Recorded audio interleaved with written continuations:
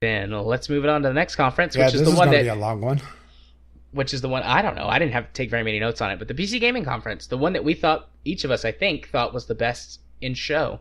Yeah, the PC Gaming Conference came a long way over the last couple of years because the first year it came out, it felt like a waste of time.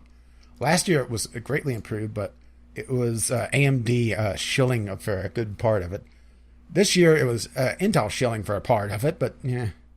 They just got it together a lot more. They treated it much more like Like a talk show. I was gonna say like a late night talk show, and I really like that. I like that format. So Especially whenever they sat down with the developer and talked a lot more about the games, because that's something that we don't really have in any of the other conferences, is that you don't learn a lot about a handful of games. You're just giving them to you in a fire hose. Microsoft gives you 20 trailers back to back to back to back. yeah, And maybe you'll be able to catch a couple names. Maybe you'll recognize a game or two. But outside of that, yeah. this was how many? I would say probably a dozen games overall that they went fully in depth on. Yeah. Which I like that better. Like I said, I only took notes about the stuff that really interested me, which was only a couple of things. But I still enjoyed like just sitting there watching it like, oh, that's interesting. Like I probably won't play this game, but this is a format that's entertaining and interesting, and it's a nice break. Like, what's the best way to say it? Instead of it being like a fire hose of water, this was like fine wine. Or maybe scotch, because I drink scotch really slowly. But regardless, Wow. it was a nice break from just the constant. And there was a lot of barrage. people complaining online that this doesn't have enough energy. It's perfect. Go watch the Devolver Digital thing again. It had the right amount of energy. It was perfect. I loved it. I didn't feel like I was being sold anything either. Like I know that there was Intel shilling and a whole bunch of stuff about esports and VR in there, but like I didn't feel like I was being sold anything. All the other conferences are like, check out this cool game, check out this cool game, check out this thing you should buy. Totally. But this one I was like, hey, this is a game that we find interesting and we're going to talk about it for a while. Yeah, so let's dive right in with XCOM 2, War of the Chosen.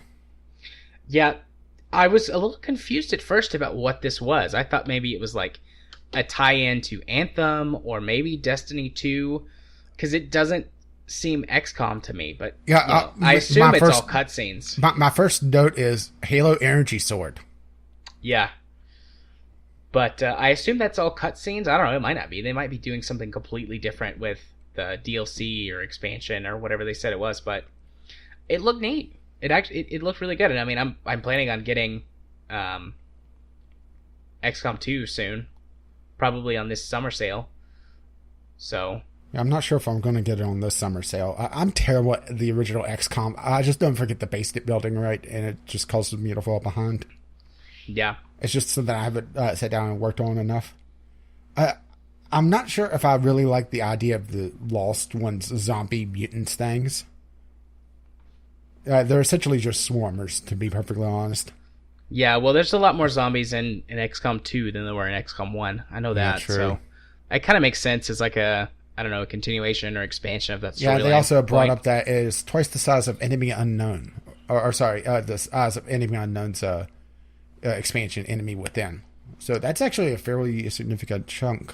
Yeah, because the Enemy Within was a pretty big expansion that added like a completely new story thread to follow and quite a bit of new character customizations. That had 2 new classes and a whole bunch of stuff. So Yeah, and this also has 3 factions to try to bring together and bring into the XCOM calls.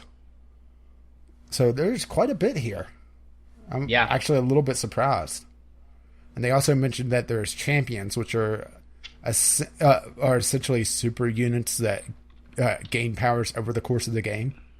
And that they're procedurally generated as well. That every run you may get something a little bit different.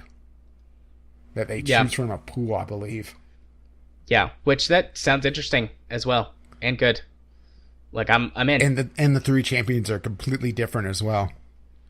One is very stealth based, the other is very stomp, that sort of thing. Yeah. I like it. Really a lot more to talk about. It launches on August 29th. Yeah. So, Ooblets. Next up. Harvest Moon meets Pokemon, so Viva Pinata. Oh, plus some Animal Crossing. Yeah. Which essentially makes this video game crack for some people. Let's be perfectly honest. Are you one of those people? The Harvest Moon portion, yes. Pokemon, not really. So, and I never really played Animal Crossing. Okay. It is a very impressive looking game for a two-man development team. I thought it looked really cute, but it didn't really interest me all that much. So, I don't know. I didn't really take any notes about it.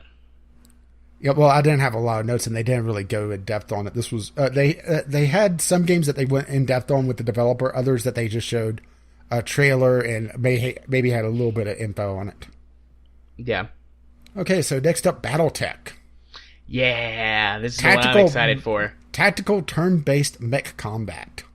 I'm so excited. I didn't know this was being made. I missed the crowdfunding campaign on it completely. Yeah, I missed the crowdfunding as well, but it was mentioned on a co-optional from, I don't know, a few months ago, I guess, after the crowdfunding had ended. So I've been slowly watching it, but they haven't really released any information, and I guess it's because they were saving it for this. It looked very impressive. It looks so good. Oh my god. I I came in my pants. Yeah, I was moist. Yeah. Well, it's essentially BattleTech, the tabletop game, in a PC form, to the point that this is a mech game that has melee combat again. We haven't seen that in, well, the Mech Warrior series, I guess, is the closest we have to BattleTech, which is still completely different styles of gameplay. First-person mech combat versus tactical combat. We haven't seen mech melee since Mech Warrior 4? No, there was no melee in Mech Warrior 4. Or Mech Warrior 3? I know one of the Mech Warrior games had some melee combat in it, but it wasn't exactly encouraged. Yeah, no.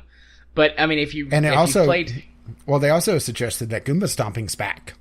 Yeah. If you've played BattleTech or read any of the books, like, there are entire mechs designed around melee combat, so that's really exciting to hear. And they've also specifically said that it is armor sections and component damage instead of just HP based, which is also very exciting, and that battle salvage is key to getting your stuff. Which, that is very reminiscent of the Mech Commander real-time strategy games that are based in the BattleTech universe.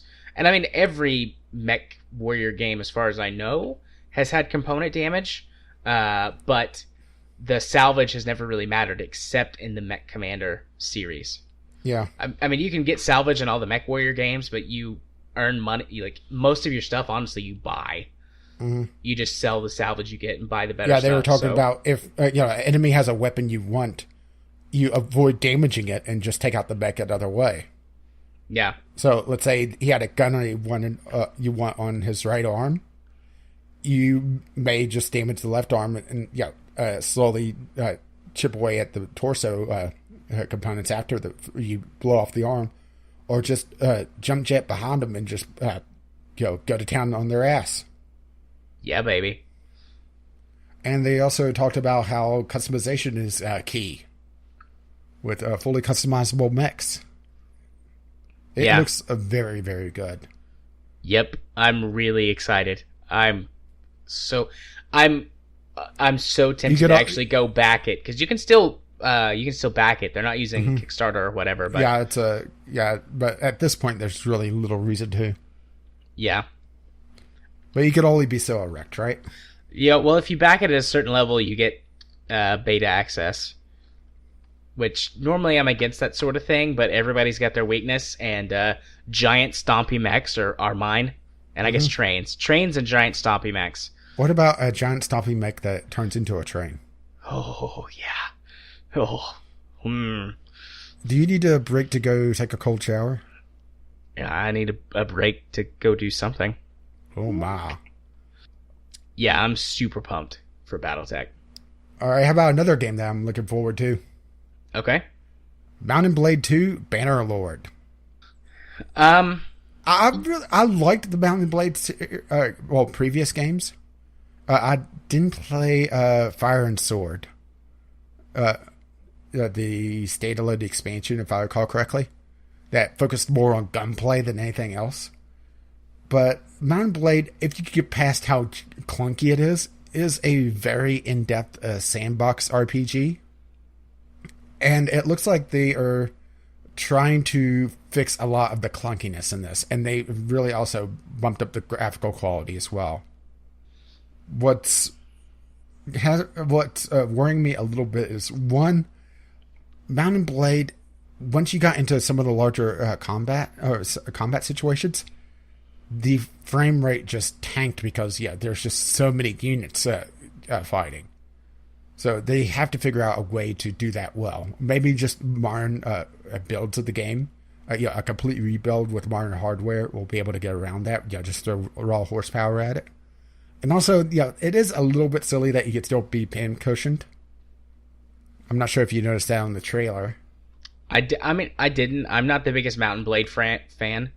It's not terrible, but I think I got to it too late to really appreciate the kind of game that it was, because it's always just felt really clunky and perhaps and almost broken at times to me. And Mountain Combat still looked pretty good as well.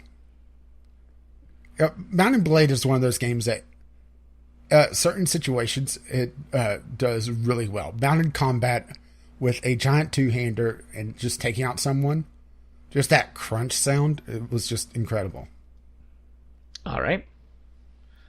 I mean, like I said, I don't really have anything to add. I'm not the hugest fan of Mountain Blade, so I mean, I'd give it a shot. You're talking it up to me. You're making me feel good about it, but it looked good. The granted is, how well does it play? That's the $42 question. Right. So, Total War Warhammer 2? Sure. Still not called Total Warhammer, by the way, which is a complete miss. Yeah. And they have space dinosaurs now. Which is cool, but I probably won't play this game. I mean, it's not because it's, like, bad or anything. It's not on my radar. I haven't... I want to eventually play Total Warhammer. It's just... I haven't bought it yet. It was on a Humble monthly bundle at one point, but I couldn't pull the trigger on it. I just didn't want to. Right. I guess it's a combination of being cheap, and I have a lot of Total War games to go through already. Yeah. All right, then there was some sort of Shadowverse expansion, which they honestly didn't go into that much. Not really. They got the trailer and said something about it. But... yeah, it looked almost fairy tale based, really. Yeah. Which looks pretty neat, but again, no real context or explanation, so I'm not really sure what to think of it. I guess just wait and see. Then let's see. Tunic? Must be... that's pretty far down on my list, so I took some notes that you didn't. They had some. Okay. They had Intel/VR talking for a while, and honestly, a lot of marketing bullshit that I just didn't even take notes on. Yeah, my only note for that was Intel came out. Yeah, it felt like it really messed up the pace of the show, to be perfectly honest, because they went through a lot of games really quickly at that point. Yeah, they talked about Destiny 2 as well. Like, I put a minor note in there, but again, they brought out a streamer. I had no clue who he was. Apparently, he's a huge Destiny streamer, but I don't. Apparently, that's a thing. I mean, I'm happy that it's coming to PC, but we've talked about Destiny 2 a couple of times on the podcast before already, so I don't really need to spend any time. Yeah, they did say that it's multi-threaded supported. Yeah, which I honestly kind of laughed at, but who knows, maybe. Well, that's about the only thing I could note. Yeah. And I need to step away for a moment. So anyways, you were talking about... Yeah, honestly, the Intel stuff is a complete skip over. Destiny 2 didn't really talk about much. Esports Arena announcements... blah. Intel Grand Slam is interesting that they're trying to jumpstart esports a little bit more and really focus on indie games. Granted, they really didn't talk about what the indie games are. I will say about the VR stuff, I found it interesting that they were going to have an esports tournament in Poland. Yeah. I don't know if Poland is like some center of VR that we don't realize or what, but I was shame we have no one there that could help us. Yeah. Kim us. Anyway, sorry to Maybe, interrupt. maybe we should send Chemist to the esports finals. He might go. Actually, he might. Anyways, carry on. And one of the VR games that they're going to do, one of the that's in the finals in Poland for the VR challenge, which is a little bit later, is Echo Arena, which is I was getting a very Ender's Game sort of feel from this. I also got that feeling, which I thought was pretty cool, but It's not something I'm sure I would want to play in VR, though. yeah. I mean, maybe it would work better because you get that depth perception a lot easier with VR. I don't know. Yeah. Maybe. But the other announcement for this is that this is going to be free at launch for a limited time to Oculus users. So if you have a Vive, well, you're shit out of luck. You'll just have to buy it. Let's see, VR Challenge, which we already mentioned, which finals will be in Poland. We found out later that Echo Arena is one of two games that they're covering in it. I don't think they ever said what the second game was. I don't remember if they did, so yeah. And I didn't take any notes about it. And, well, now I'm finally at Tunic in my notes, which is finally formerly known as Secret Legend, which it's always weird to have a game that it changes its title midway through development because you lose all that hype that you got from before. Yeah. Granted, I never heard of Secret Legend, but, some people may have. Yeah, I hadn't heard of it either. It's an isometric... I believe it was some sort of platform, if I recall correctly. I didn't note the genre on this, but it felt like almost everything was made out of miniatures, sort of how Besiege was. Yeah, it felt very like the whole thing was shot through a tilt-shift lens to me. Yeah, Which was a neat aesthetic, but I don't care at all for the type of game that it is. well, it's isometric, so there you go. And platforming. Lots of platforming. At least if I recall correctly, it was the platformer. Which it seems like tilt shift viewpoints is catching on after the Besiege, huh? Yeah. Then let's see, PlayerUnknown's Battleground reared its ugly head again. Yeah, they just talk more about the expansion and what you could do with the, we're not the even. update. Yeah, I was The going to update. say that this isn't Ark Survival Evolved. This is an update, not an expansion. Get it right. Right. And a few interesting things, not to me, but still. They have in-game replays planned, both a 2D and in-game, 3D, which I think would really help with a potential esports scene, maybe, or just for YouTube, because that is a big marketing thing. Is that if you have the tools to do machinima, then there you go. They're trying to make the game more stable and competitive because it's having some server issues because it's very, very, very, very popular right now. As a matter of fact, what is the current player numbers? Let's find out. It is peak today. Do you want to guess? 10,000? You're joking, right? I don't know. I have no idea how popular this game is. I just guessed. I know it's well received right now. Jared, it's the number 3 game right now on Steam. Is it really? Jesus. So how many is it? On current players, it's number 3. Peak today is 193,000. Fuck. Do you see why I kind of took pause when you said 10,000? I didn't know how high up the list it was. Right now, it has 106,000 players. It's only behind Counter-Strike Global Offensive in Dota 2. It's right ahead of Payday 2, GTA 5, H1Z1 King of the Kill, and Team Fortress 2. Well, good for them. It has over twice the numbers of Ark Survival Evolved, if that gives you any idea of what's going on here. Yeah, good for them. Like I said, this doesn't matter to me, but it matters to a lot of people. Yeah, same. But let's see, they're adding jumping and vaulting, which is something that you don't really see a lot in this genre. Usually, fences are pure obstruction. And let's see, they are allowing modding down the line, and there's more maps in the pipeline. Let's see, next up was Rising Storm 2, which was just a quick trailer and really no info given. Did you take anything for that? No, I did not. Killing Floor Incursion. Yeah, I didn't take any notes about that. VR Stupor, essentially, Oh, okay. which doesn't interest me. Could interest some people.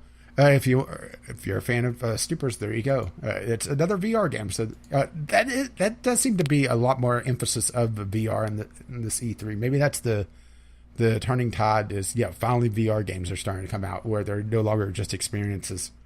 Grant, I'm not sure if I like the Stupor genre, but there you go. And then they brought out Killing Floor 2. Yep. Anything here? Nope. Well, pretty much what they talked about was the Killing Floor summer update, which is something that they started with the original Killing Floor, where they have a timed update where it's an event that goes on, well, in this case, during the summer, with new cosmetics, new enemies, new weapons, new achievements, and it lasts for 1 month. With a new weekly Outbreak challenge that happens weekly, and there's 8 of them over the course of 2 months. And let's see, Forza Motorsport 7. Which we covered that already in the Microsoft Yeah, they conference. did bring up a couple other things. First, one of the series to come right to PC instead of a pure port, which is something. They did bring up this. They brought up wheel support for a racing game. Well, I mean, yeah, I didn't really know why they did that because Forza has always supported wheels.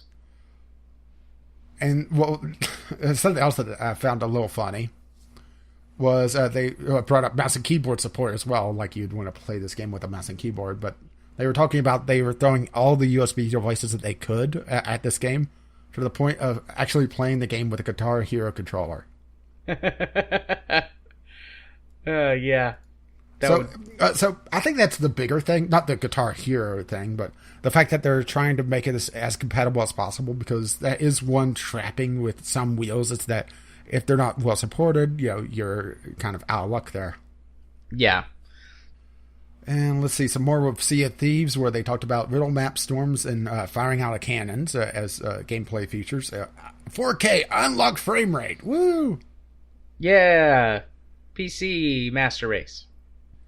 And they specifically said that this is not a port for the PC version. They said that 2 versions of the game are being created in parallel, and that the PC version is not a port of the console version, which is something that you don't see that often, really. No, you don't, but I hope it's true. Usually a gameplay development, you see one version developed, and then they port it to the other platforms. In this case, the Xbox version and the PC version are being made at the same time, which is nice. Let's see, The Last Night. This is where we got more info on The Last Night. Not a lot, but a little bit. It's a story-driven platformer, essentially, with real-time puzzles. Where, as you're doing things, and I believe they were talking about a virtual reality. In the game, I should say, not real VR. Time still takes place in the game, so you have to essentially hurry, which honestly doesn't sound appealing to me. But I think this is one of those games that, as you look at the trailers and everything, it looks like a different game than what it is. So this may be one of those games that it does itself a disservice trying to explain itself. Yeah, I agree. I do like the art style, though. It is very pretty, but it didn't seem... I'm a little torn on the art style, really, just because it's just such a jarring effect between the pixel art and the highly detailed backgrounds.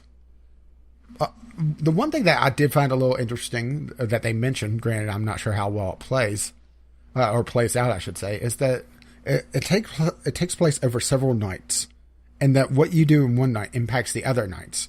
And they said, like, if you're rude to someone, they'll remember it and may not help you later on. So how much does that really affect the game, or if it's just a surface thing? That's something that I think is going to be very interesting. Right. Okay, Islands? I didn't take any notes about Islands. Oh boy, I got notes. It's an open world survival game, question mark, but in truth, it's a open world sandbox game with a lot of different styles of gameplay being shown, which is interesting. It feels almost Garry's Mod-esque, where it's you building the game around yourself. But there was one line that made me take pause.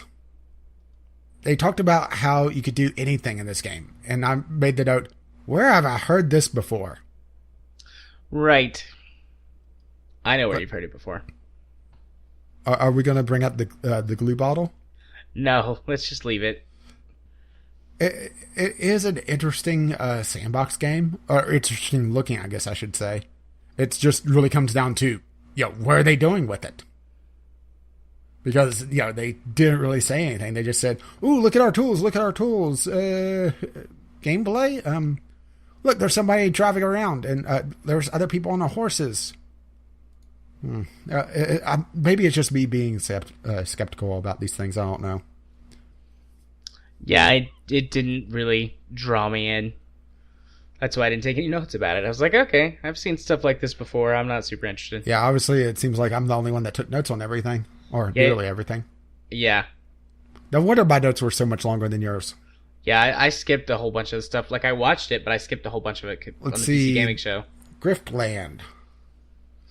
I liked the look of Griftland. Yeah, well, first of all, this is a Clay game. And Clay has Clay's style is that they have no style. All of their games are pretty unique. Not all of them now, because of Oxygen Not Included looking a lot like Don't Starve. But they typically are at least pretty good in their gameplay department. So I am somewhat interested in playing this. It has a very old school RPG look to me. In a good way, I should say. And the fact that it's a sci-fi old school RPG is interesting, because usually those are fantasy based. Yeah. Yeah, I really, really liked the look of it, and I like the idea that, or liked getting the sense that it's an old school RPG. It looks good. I'm very interested in this. And let's see, Lone Echo is up next. A VR, essentially astronaut simulator is what I got. Yeah. Freedom and Zero G, where you're moving around with your arms. I'm assuming it's going to use the motion controls, because it pretty much has to. Yeah, well, I mean, this is pretty much literally Ender's Game, the training thing that they do, where that you have to score the ball through the other person's goal, and you can take out the other players to immobilize them. Yeah, you can bonk someone on the head and mess them up. Yeah, but then at the end of the trailer... There was no gunplay, though. Yeah. They did say that there was going to be a single-player component as well. Well, at the end of the trailer, it completely shifts from, this sort of interesting, fun, wacky multiplayer game to suddenly, you're outside on a ship, and another ship warps in, and, there's this sense of urgency. That might be the single-player component that they were, teasing, because it looks honestly, completely different. Honestly, a sense of urgency in an astronaut simulator does not seem very fun. No. Well, yeah, maybe. Depends on how they do it. I mean... Yeah, true. But with how they're talking about moving around with your arms, essentially. Yeah. It could be... It done well, it could be interesting, but I'm not sure about this one. But, it is a VR game, so it's completely outside my wheelhouse. Yeah. Let's see, Lawbreakers. I mean, we've seen stuff from Lawbreakers before. I did like that they called out bullshit betas. Yeah. Talking about how their beta is actually a beta. And I believe that they talked about releasing a cheaper price of $40, I think. It was a cheaper price. It's not a full price game. They were specifically saying our betas are actually a beta. It's not just a server stress test. And we're not releasing as a full price game because we are a multiplayer only game. So I like them.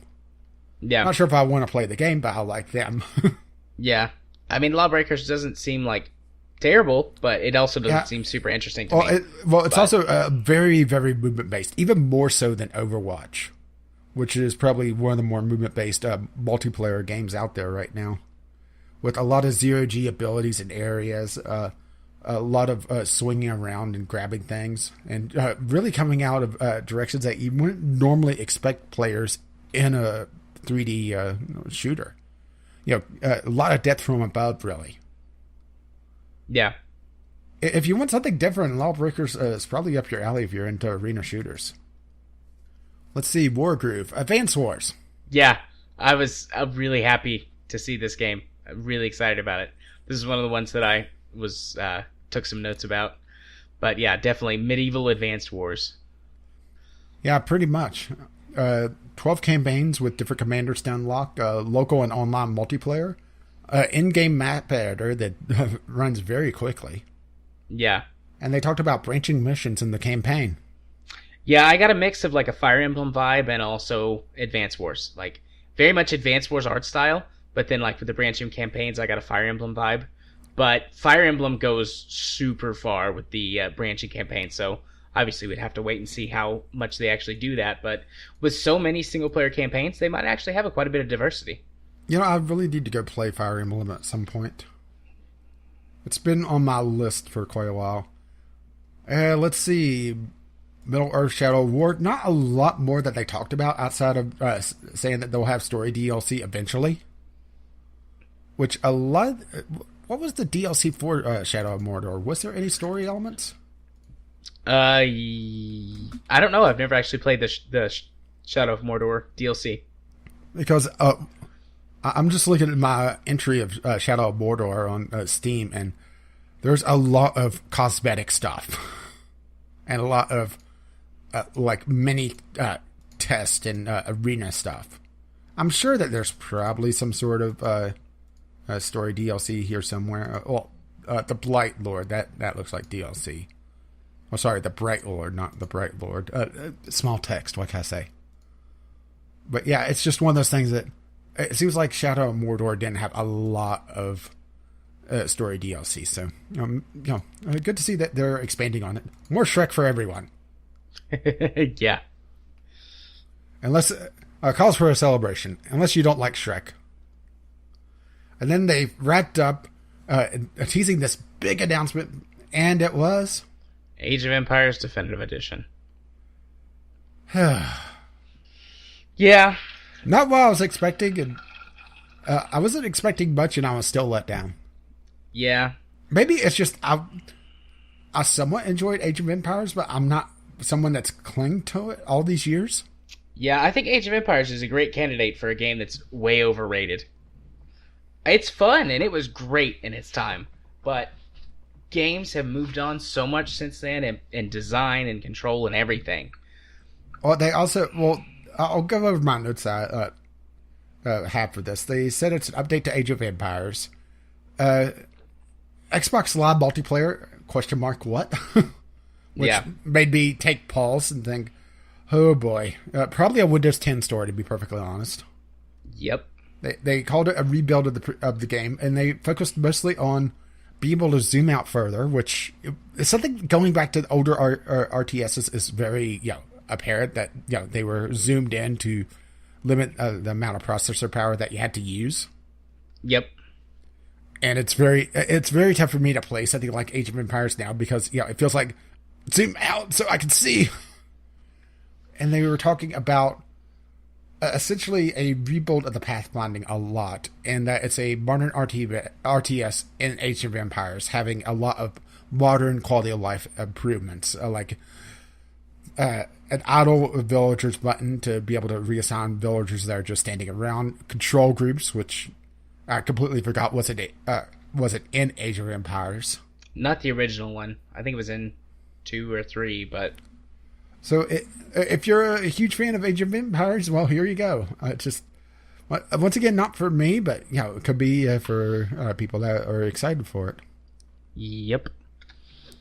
So, what do you think of the PC gaming show? Unless you have some notes that I don't. No, I don't. And I mean, we kind of front-ended it. I thought that the show was great. I loved the talk show atmosphere. I loved that we got more in-depth stuff on most of the games. Not all of them, but most of them. And I was really, really, really excited for BattleTech. Yeah, that really caught me off guard, and I'm excited to play it as well. Yeah,